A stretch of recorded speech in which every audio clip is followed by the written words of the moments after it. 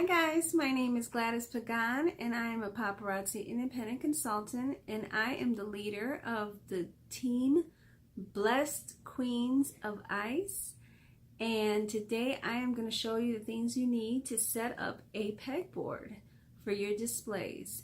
So the first thing is you're going to want to go to Home Depot or Lowe's, and they have the white pegboards. They might have it in brown, but you want to get sizes 2 by 4 white pegboards or whatever color you want, and it's your choice whether you want to paint it or not, but I think if you paint it, it looks more elegant.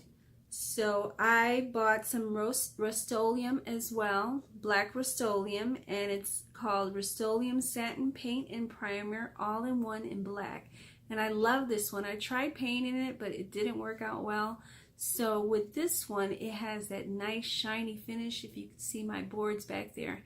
And I just love that. It makes your jewelry pop out. That's what I love about it. And then here are the pegs, J-pegs that you will need. And they have these nice little locking things here back there, so they're really secure on your boards. And I love these, and these come in a package of 100. I've used most of mine. And I'm going to put all the links to these things on the bottom. And then the next thing you're going to need is a rolling rack, a closet rolling rack. And I bought mine at Walmart, and they're pretty cheap. They're about 14 bucks. And they're pretty easy to assemble, so you can't go wrong with that. And I'll put the links for that as well. So I'm going to go ahead and show you what my pegboard looks like over here and how I have it set up.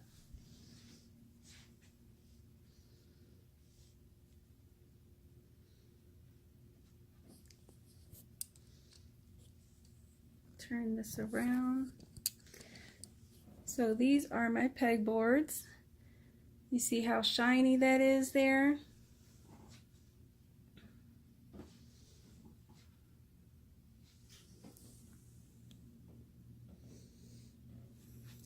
So when I do my pegboards, I skip one space here and one down here, and then I make 2 spaces here, then put another J-peg. So it has enough room for your jewelry. So it's spaced out. So it's one down here and one down here. Now if you want to put a border, a wood border, which I have done in some of my other ones, you can do that. So then you'll just adjust where you want to put it in after you boarded it up.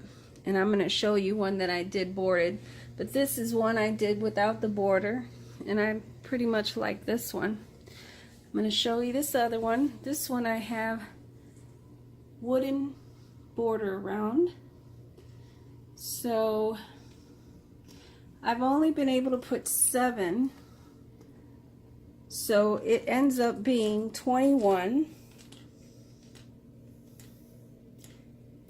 altogether, and I usually hang my long necklaces here. So I'll do my short, and they're all color blocked, so you want to put all your gold and your bronze and your brass together, and then move on over to your silvers and your gunmetal and your black.